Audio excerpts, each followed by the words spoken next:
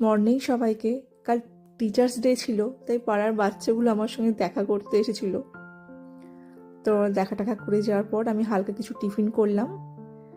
এবার off day মানে আমার ভীষণ কাজ থাকে।